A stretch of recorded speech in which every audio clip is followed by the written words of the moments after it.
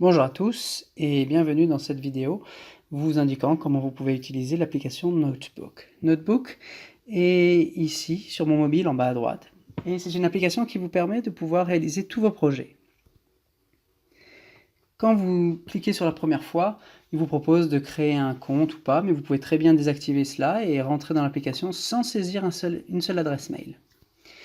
Il vous propose un carnet, le vôtre. Vous pouvez changer le nom en cliquant ici et en l'appelant comme vous voulez. Pour l'instant, je l'ai laissé My Notebook, c'est pas bien grave.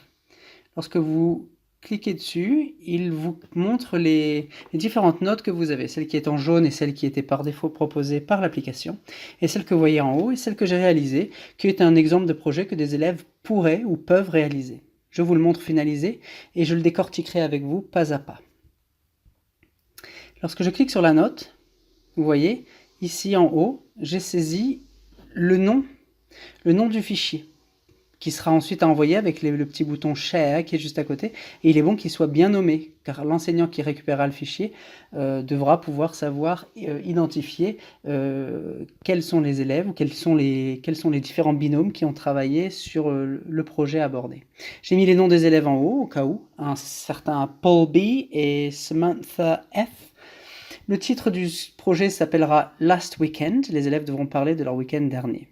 Alors, ce qui est pratique avec cette application, c'est que vous avez ici la possibilité, comme vous le voyez à l'écran, bouger ici, d'ajouter soit des notes avec le petit carré, avec la petite tic à l'intérieur, une photo, ça peut être une photo, ça peut être un selfie, ça peut être une photo que vous avez prise, ça peut être une photo de la galerie.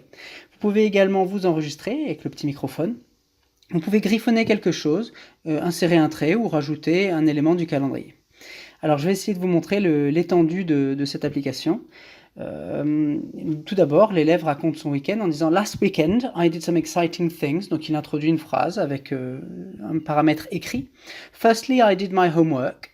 Et si l'élève veut commenter et ajouter un élément concernant cela, il peut rajouter une note audio. Je n'ai pas pu le faire en live avec vous parce qu'il y avait deux sources audio, celle utilisée pour le tutoriel et celle dans l'application. Et les deux ne fonctionnaient pas ensemble. Donc j'ai réalisé le projet et je vous montre le rendu. Si je clique deux fois sur l'audio, vous allez entendre le commentaire concernant I did my homework. Okay, that wasn't really fun or exciting, but I had to do it, so... Voilà, ça peut être un commentaire en plus. Ensuite, la personne continue en disant « Then I ate at McDonald's with my friends ». On peut avoir une photo d'eux devant le McDonald's. On peut avoir d'autres photos qui sont jugées intéressantes à placer dans ce petit rapport. On peut ensuite continuer en disant « After that, I went to the cinema. What did we watch? Listen to the file below ». Et là, vous pouvez très bien double-cliquer dessus et vous aurez la réponse.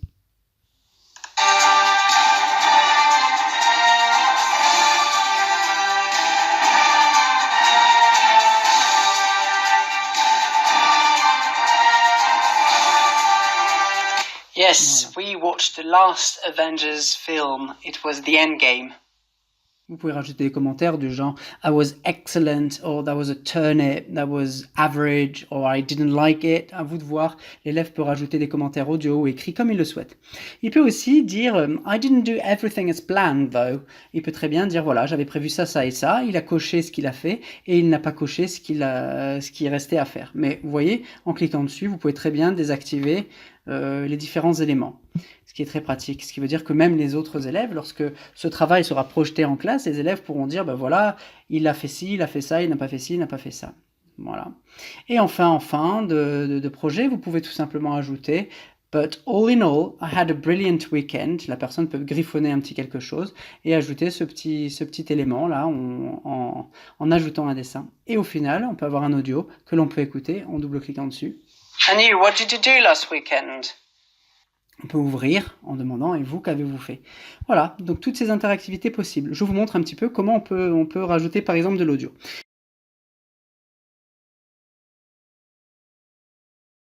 Je m'étais placé ici et j'avais tout simplement cliqué sur l'audio. Et il m'a demandé est-ce que j'autorise l'application Notes à utiliser l'appareil, le micro. J'ai dit oui et ça a enregistré l'audio, aussi simple que ça.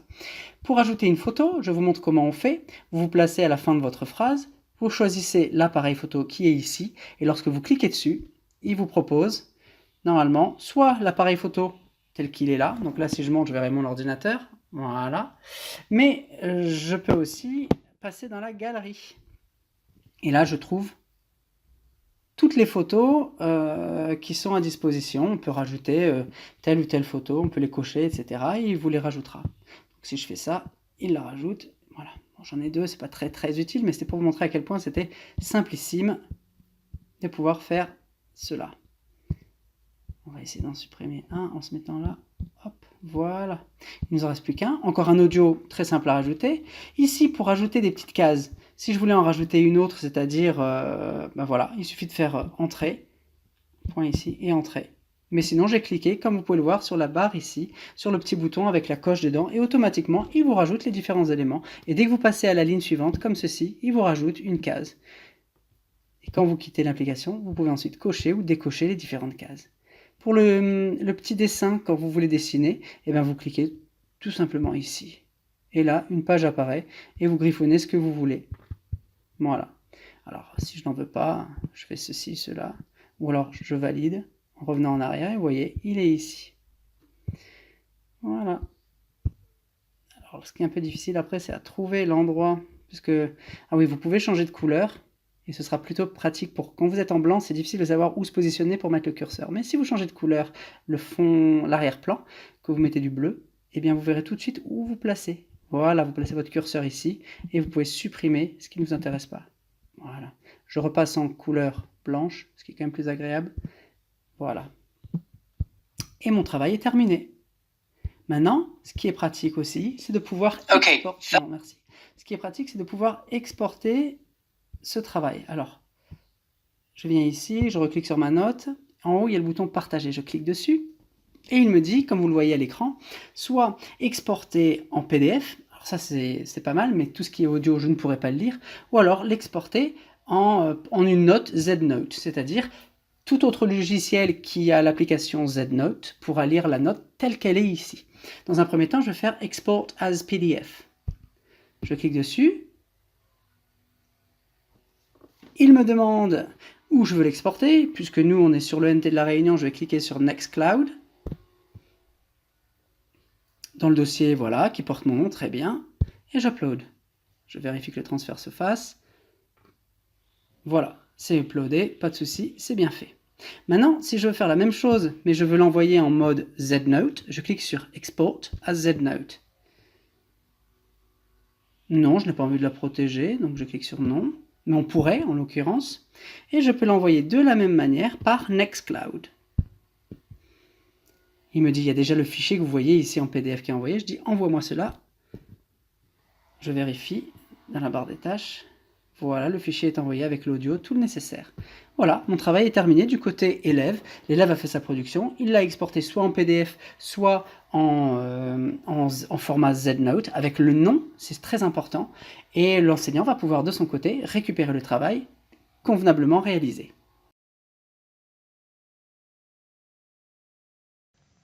Du côté de l'enseignant, nous allons récupérer les fichiers qui ont été téléversés dans OnCloud, ici, par le biais de l'application Nextcloud. Lorsque je clique dessus, je vais retrouver le dossier dans lequel j'ai déposé mes deux fichiers, le fichier PDF et le fichier au format ZNote. Je retrouve bien ici mes deux documents, le PDF, que je peux télécharger ici en le cochant et en faisant télécharger. Je peux télécharger le deuxième fichier en le cochant et en faisant télécharger le format ZNote, comme vous voyez ici.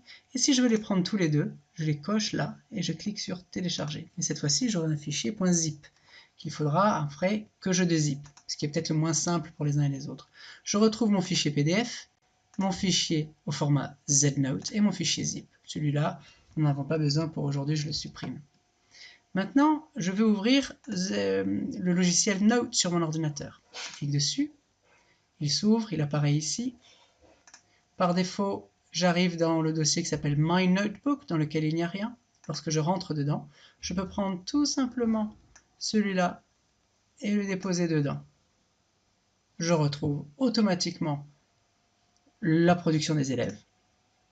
Si je clique dessus, je retrouve l'intitulé Last Weekend by Paul and Samantha. Je retrouve les noms des élèves, le titre, là, le fichier audio, Okay, that wasn't really fun or exciting, but I had to do it, so... Je retrouve la photo du McDonald's, je retrouve le commentaire concernant le cinéma et le film vu, je retrouve ce qui a été fait, ce qui n'a pas été fait, le petit dessin réalisé à la main sur l'application, et la question ouverte à la fin. And you, what did you do last weekend? Alors l'avantage d'utiliser Notebook sur l'ordinateur, c'est que l'on retrouve tout ce qui a été créé sur la tablette. L'audio, le petit dessin, ici les différents menus, les commentaires audio qui peuvent ménager un certain suspense. L'élève peut dire quelque chose dans son message audio. Quand vous vidéo projetez ça à la classe, et le reste de la classe doit imaginer la suite. Et lorsque vous allez ensuite révéler la suite du projet, les élèves vont pouvoir inférer, confirmer ou peut-être même faire des suppositions. Ça peut être pratique de jouer sur l'audio et l'écrit. Donc très complet ce logiciel, vraiment pratique. Vous allez centraliser ici, ça c'est le week-end de Paul et de Samantha, mais si on voulait avoir le week-end de Sarah et de Jeff, on leur demande de faire leur production et on les rajoute ici. Ça c'est tout l'avantage. Vous pouvez même renommer ensuite celui-là en mettant Last Weekend. Et vous pouvez mettre le nom de la classe et autres. Et vous savez que vous aurez vos différents projets qui seront centralisés ici. Je vous montre la différence avec le fichier PDF qui est là.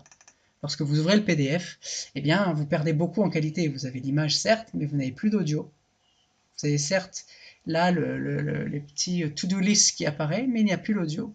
Vous retrouverez toutefois le petit griffonnage là, mais il n'y a plus d'audio. Donc on perd vraiment en qualité. D'où l'intérêt de télécharger cette application qui s'appelle Notebook sur l'ordinateur pour avoir une expérience la plus totale et travailler au mieux avec les élèves qui, de leur côté, ont fait leur projet sur la tablette, l'ont exporté via OnCloud et vous le récupérez ensuite et l'insérez dans vos notebooks personnels. Voilà, j'espère que ça a été complet, que vous avez compris comment fonctionne cette application et que vous allez pouvoir réaliser de beaux projets avec vos élèves.